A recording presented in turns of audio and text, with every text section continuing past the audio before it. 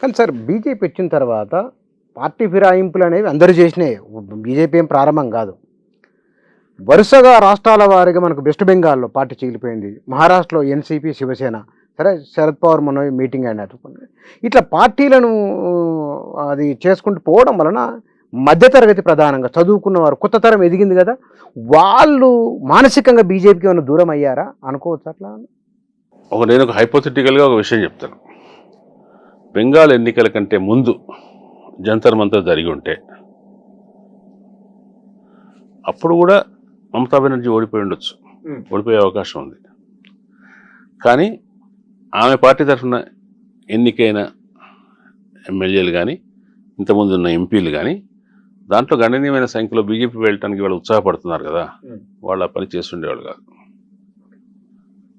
జంతర్ మంతర్ ముందు జరిగి ఉంటే ఈవెన్ మహారాష్ట్రలో కూడా కొంతమంది శివసేన ఎంపీలు వెళ్తున్నారు కదా, అది జరిగి ఉండేది కాదు.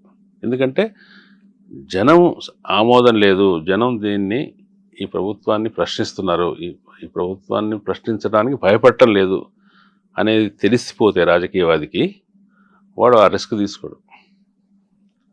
అంటే ఇవాళ నెక్స్ట్ ఎలక్షన్లో బాగా బలం సంపాదించుకుంటాం, పుంజుకుంటాం, 2/3 లోక్సభలో వస్తుంది, బయట రాజ్యసభలో ఫుల్ మెజారిటీ వస్తుందనే నమ్మకం వాళ్ళకి లేదు.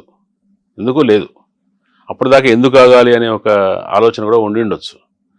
కాబట్టి వాడు ఇతర పద్ధతుల ద్వారా బలాన్ని సమీకరించుకునే ప్రయత్నం చేస్తున్నారు. వాళ్ళు కొన్ని డీలిమిటేషను ఇటువంటివి కొన్ని చట్టాలు చేయాలి.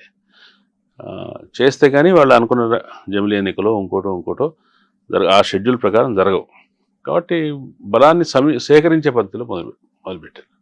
సేకరించినప్పుడు వెళ్ళే వాళ్ళు కూడా ఎందుకు వెళ్తున్నారు, ఎందుకు ప్రలోభాలకు వెళ్తున్నారు అంటే ఈ ప్రభుత్వం ఎప్పటికీ ఉండబోతోంది, చాలా కాలం ఉండబోతోంది, దీంట్లో ఉంటేనే మనకు భవిష్యత్తు ఉంది, దీనికే ప్రజల యాక్సెప్టెన్స్ ఉంది అని అనుకున్నారు. కాబట్టి ఈ ఫిరాయింపులు నిరోధించాలంటే ప్రజల నుంచి నిరసన ఉండాలి, ఉంటే జరుగుతుంది. మరి ఒకప్పుడు నేను ఎవరు మా దగ్గరికి వచ్చినా కూడా రాజీనామా చేసి రావాలి అని చెప్పి ఒక సూత్రాన్ని పాటించిన బీజేపీ ఇప్పుడు పార్టీని చీల్చి వేరే పద్ధతుల ద్వారా తన బలాన్ని పెంచుకునే ప్రయత్నం చేస్తుంది. అది వాళ్ళ డెస్పరేషన్. అది డెస్పరేషన్. బహుశా నేను అనుకోవటం కాక్రోచ్ పార్టీ సృష్టించిన వాతావరణం బలపడితే కనుక ప్రభుత్వాన్ని ప్రశ్నించడం, ప్రభుత్వం ఇబ్బందులు పడటం, ప్రతిదానికి స్పందించవలసి రావటం, పరిస్థితిలోకి రావటం, ఇటువంటివి జరిగితే కనుక ఈ ఫిరాయించాలనుకునే వాళ్ళు కూడా కొంచెం వెనక ముందు ఆలోచిస్తారు రాబోయే రోజుల్లో. రాహుల్ గాంధీ లోక్సభలో మాట్లాడుతున్నది మీరు ఒక మాట, తన స్వరంలో ఒక తీవ్రత ఉన్నది, నిఖచ్చితనం ఉన్నది అన్నారు. రాహుల్ గాంధీ గ్రాఫ్ పెరుగుతున్నట్లు అని మీకు అనిపిస్తున్నదా? బహుశా రాబోయే రోజుల్లో ఆయన దీన్ని కంటిన్యూ చేస్తే కనుక ఎట్లా ఉండొచ్చు రాహుల్ లేదా కాంగ్రెస్ పార్టీ? అంటే రాహుల్ గాంధీ మీద మనకు రెండు రకాల విమర్శలు ఉన్నాయి. ఒకటి, ఆయన తగినంత యాక్టివ్గా తన బాధ్యతను, తన పదవి ఇచ్చే బాధ్యతను నిర్వహించట్లేదు. కొంతకాలం మాట్లాడతాడు, ఎన్నికలప్పుడు మాట్లాడతాడు, అది విశ్రాంతి తీసుకుంటాడు. ఏదైనా కంటిన్యూస్గా చేయడు, మధ్యలో విదేశాలకు వెళ్తాడు, మాయమైపోతాడు, ఒక కన్సిస్టెన్సీ లేదు అనేది ఒక రకమైన ఆయన తగినంత పని చేయట్లేదని ఒక విమర్శ. సరే, ఇంకొకటి ఆయన చాలా బ్యాడ్ కాజెస్ తీసుకుంటాడు, ఇతర మిత్రపక్షాలతో, కూటమిలోని మిత్రపక్షాలతో డెమోక్రటిక్గా ఉండడు. తనకు డిఎంకేతో ఎందుకు గొడవ అయింది, అక్కడ వాళ్ళకున్న అవకాశాల కంటే ఎక్కువ బార్గెన్ చేశారు. విజయ్ రాగానే అటువైపు షిఫ్ట్ అయిపోయారు. అట్లా కూటమి భాగస్వాములతో డెమోక్రటిక్గా స్నేహంగా ఉండరు. ఇటువంటి విమర్శలు ఉన్నాయి. అంటే రాహుల్ గాంధీ నుంచి జనం ఎక్స్పెక్ట్ చేస్తున్నారు.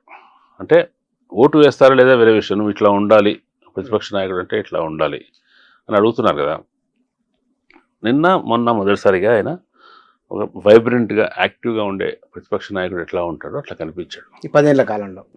అంటే మరి 10 ఏళ్ళు నేను మూకుముడిగా చెప్పలేను. అప్పుడప్పుడు ఆయన గట్టిగానే ఉంటాడు, మళ్ళీ మధ్యలో గ్యాప్ వస్తుంది, మళ్ళీ వీక్గా ఉంటాడు, కొన్ని విషయాలు కొంచెం మాట్లాడు, ఇవన్నీ ఉంటాయి. కానీ ఇప్పుడు ఈ జంతర్ మంతర్ అనంతరం చూసిన తర్వాత ఆయన్ని జంతర్ మంతర్ టైంలో కూడా తను బాగా హ్యాండిల్ చేసుకున్నాడు. ఆ పార్టీ, కాక్రోచ్ పార్టీతో డైరెక్ట్గా అసోసియేషన్ లేకపోయినా, అక్కడ జంతర్ మంతర్ స్పాట్కి వెళ్ళకపోయినా తను కూడా ఎన్ఎస్యూ బేస్ చేసుకొని ప్రధాన రాజీనామా కోసం ఉద్యమాలు చేయడం, 2 చోట్ల విద్యార్థులతో ముఖాముఖి భేటీలు చేసుకోవడం లాంటివన్నీ చేశాడు. చేసి ఇక్కడ చలో సంసద్ దగ్గరికి వచ్చేసరికి అప్పుడు రంగప్రవేశం వాళ్ళ మీద పార్లమెంట్ భవనం వెనకాల ముందు లాఠీచార్జ్ జరుగుతున్నప్పుడు అప్పుడు లోపల ఆయన మాట్లాడాడు. ఇవి చేశాడు. ఇందువల్ల సహజంగానే ఆయన గ్రాఫ్ పెరుగుతుంది. ఆయన గ్రాఫ్ ఇంతకుముందు కూడా పెరిగిన సందర్భాలు ఉన్నాయి. ఆయన భారత్ జోడో యాత్ర అప్పుడు ఆయన గ్రాఫ్ పెరిగింది బాగా. దాన్ని ఆయన ఓట్లుగా కన్వర్ట్ చేసుకోవడంలో ఎంతవరకు సక్సెస్ అయ్యాడు? మేనేజ్మెంట్ ఎలక్షన్ మేనేజ్మెంట్ ఉంటుంది. ఎవరికి సీట్లు ఇవ్వాలి, ఎక్కడ ఇవ్వాలి, సామాజిక వర్గాలు, జరుగుతున్న మార్పులను గుర్తించడం అవన్నీ ఉంటాయి కదా.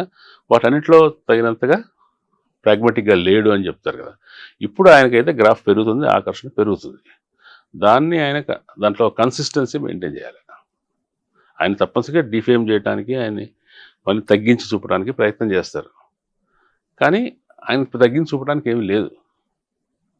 ఇవాళ మోడీ మీద అన్ని రకాల కార్టూన్లు వేయడానికి అవకాశం ఉంది, ఈయన మీద చేయడానికి ఏమీ లేదు కదా. ఆ పరిస్థితిని కొనసాగించుకోవాలి. ఇతరులతో కలిసి కోఆర్డినేషన్ కూడా చేసుకోవాలి, వేరే పార్టీలతో కలిసి. కాంగ్రెస్కు, వామపక్షాలకు, లెఫ్టిస్టులకు, తర్వాత బీజేపీకి ఏం చేయాలో మీరు కొన్ని సూచనలు కూడా ఇచ్చాను. ఈ కాక్రోచ్ జనతా పార్టీ వాళ్లకు మీరు ఇచ్చే సూచన ఏమిటి? కాక్రోచ్ జనతా పార్టీ ఒక నిర్మాణము అది ఉన్న పార్టీ అని నేను అనుకోవట్లా. అది ఒక లూజ్గా, విడిగా, ఏ స్ట్రక్చరు లేకుండా ఒక సమూహంగా పనిచేసిన పార్టీ.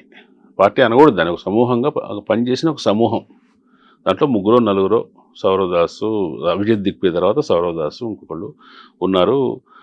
ఢిల్లీలో ఉన్న వివిధ విద్యార్థి సంఘాల వాళ్ళ నాయకులు కూడా వీళ్ళు కలిసి దీక్షల్లో వాటిలో పాల్గొన్నారు.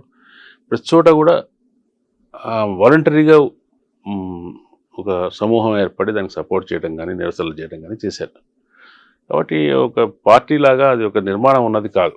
కానీ నిర్మాణం మీరు అట్లాగే వదిలేస్తే అది చిన్న భిన్నం అయిపోవచ్చు, అంటే మామూలు చెదిరిపోవచ్చు.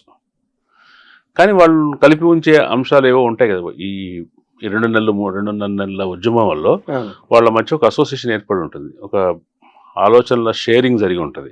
నెక్స్ట్ ఏమి ఇష్యూ తీసుకొని పోరాడాలి, ఎట్లా పోరాడాలి అనే దాని గురించి కూడా ఆలోచించుకుని ఉంటారు. వాళ్ళంతా వాళ్ళు నిర్ణయించి ఆలోచించుకొని యాక్షన్ ప్లాన్ చేసే లోపలే ప్రభుత్వమే వాళ్ళకి యాక్షన్ ప్లాన్ ఇస్తుంది, అందరి మీద కేసులు పెడుతుంది. ఇప్పుడు సౌరవదాస్ ఏమన్నాడు ఇప్పుడు నెక్స్ట్ కార్యక్రమం ఏంటంటే వాళ్ళందరికీ న్యాయ సహాయం అందించడం, వాళ్ళ కేసులను పర్సూ చేయడం.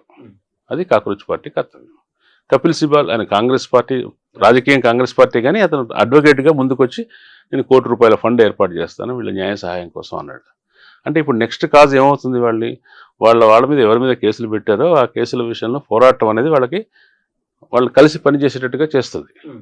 ఆ క్రమంలో వాళ్ళకు ఇంకో కొత్త అంశాన్ని తీసుకోవచ్చు.